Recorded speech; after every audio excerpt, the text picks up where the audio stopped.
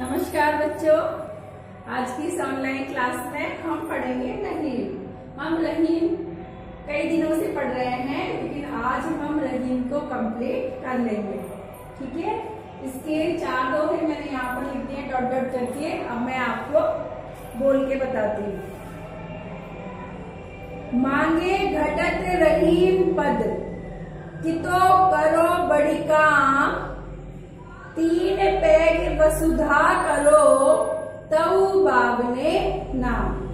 रहीम दास जी कहते हैं कि कोई भी पुरुष चाहे कितना भी बड़ा काम कर ले, लेकिन यदि वह किसी से कुछ मांगता है या याचक बन जाता है, तो उसका जो मान सम्मान है वो घट जाता है। जिस प्रकार भगवान ने 3 पैर धरती मांगी, तो उनका नाम बाबने पड़ गया, अर्थात बौने पड़ गया। दोबारा सुनिए। रहीम दास जी कहते हैं तो कोई भी व्यक्ति चाहे कितना ही बड़ा हो, कितना ही पैसे वाला हो, ठीक है, लेकिन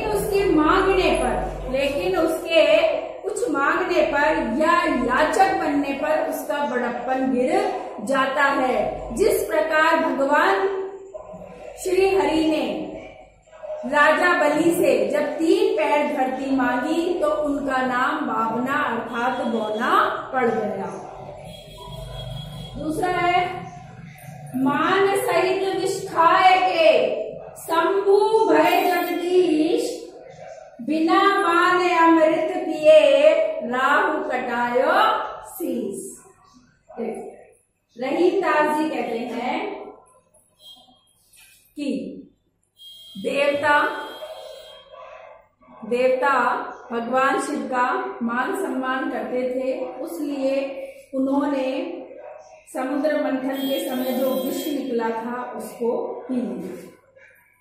और जो राहु था उसने छल कपट से अमृत को पी लिया, तो उसको अपना सिर कटवाना पड़ा। दोबारा सुनो। मान सहित विष खाए के, शंभु भय जगदीश, बिना मान अमृत पिए, राहु कटायो शीश। रहीम दास जी कहते हैं कि भगवान शिव ने देवताओं के सम्मान करने पर जो समुद्र मंथन के समय जो विष निकला था उसको पी लिया, और वह जगदीश के रूप में पूजे जाने लगे। जबकि जो राहु था उसने छल कपट से अमृत को पिया और अपना सिर कटवा लिया। कहने का मतलब यह है कि मान से तो हम विष को भी ग्रहण कर सकते हैं, लेकिन यदि अपमान से यदि कोई लाभ होने वाला हो तो बिना लाभ के ही ठीक है। यानी अपमान, मनुष्य को मान सहित यानी सम्मान से ही कोई कार्य करना चाहिए, अपमान से नहीं। रहीमन जिव्या बावरी, कही गई सरग पताल, सरग यानी स्वर्ग।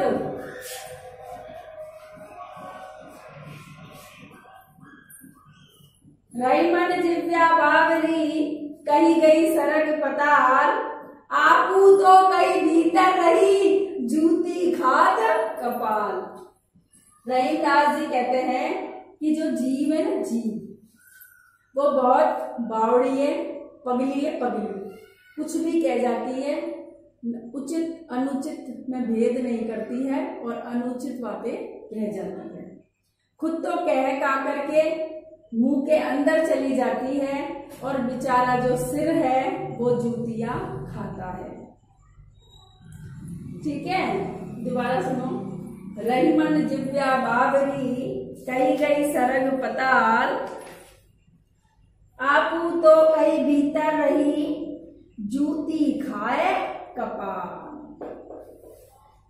रहीम दास जी का कहना है कि जीव बड़ी नादान और पगली है, किसी भी समय अनुचित व अनुपयोगी बातें कह जाती है और बातें कह करके खुद तो झट से मुंह के अंदर घुस जाती है, लेकिन इसका जो सारा दंड है वो सिर को झेलना पड़ता है, अर्थात सिर को जूते खाने पड़ते हैं। तो कहने का मतलब यह है कि मनुष्य को अपनी वाणी पर नियंत्रण रखना चाहिए। अमृत ऐसे वचन में रहीमन रिस की गास, जैसे सिरे मुंह में मिली निरस बास की फास। देखो, मिसिरियो नहीं, मिसिरियो है ये, ठीक है। मिसिरियो में मिली यानी मिश्री, गास यानी गाठ, नीरस यानी रसीन और फांस यानी बारीक कोई तिनका। मिश्री देखी होगी आपने, मिश्री जो आती है ना इतनी लंबी लंबी व्हाइट कलर की, उसमें से डोरा सा निकलता है, कभी कभी फांस भी निकलती है, ठीक है। तो रहीमदास जी कहते हैं कि यदि कोई सज्जन व्यक्ति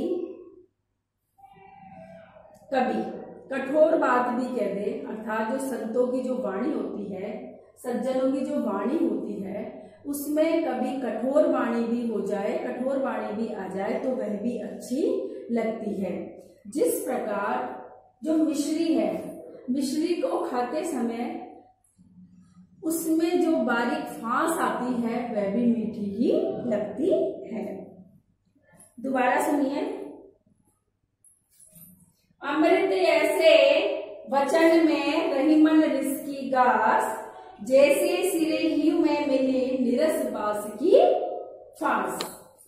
रहीमदास जी कहते हैं कि जो संत सज्जन या श्रेष्ठ लोग होते हैं, जो संत श्रेष्ठ या सज्जन लोग होते हैं, उनकी वाणी में मधुरता होती है, और मधुरता के साथ साथ यदि कभी कठोरता आ जाती है तो वह भी मीठी ही लगती है। उसी प्रकार मीठी लगती है जिस प्रकार मिश्री में जो फांस आ जाती है वह भी मीठी ही लगती है।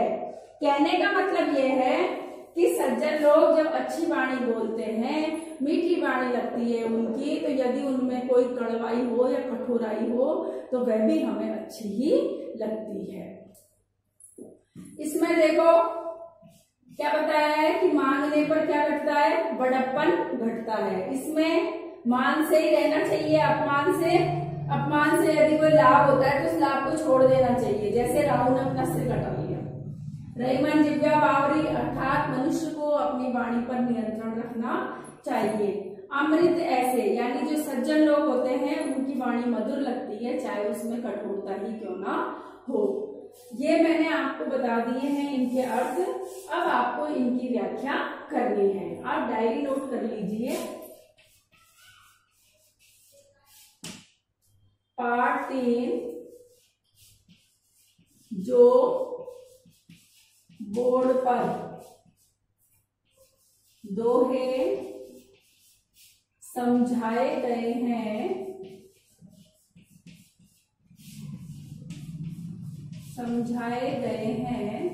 उनकी व्याख्या करें, और व्याख्या करनी भी है और याद करनी भी है।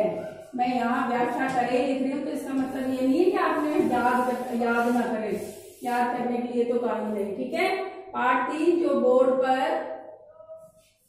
बोर्ड पर दोहे समझाए गए हैं उनकी व्याख्या करें, यानी आपको जो मैंने पढ़ाया है उसकी व्याख्या करनी है, अपनी कॉपी में करना है और उनको याद करना है। इसका जो भी होमवर्क होगा वो पीडीएफ के रूप में आपको प्राप्त हो जाएगा।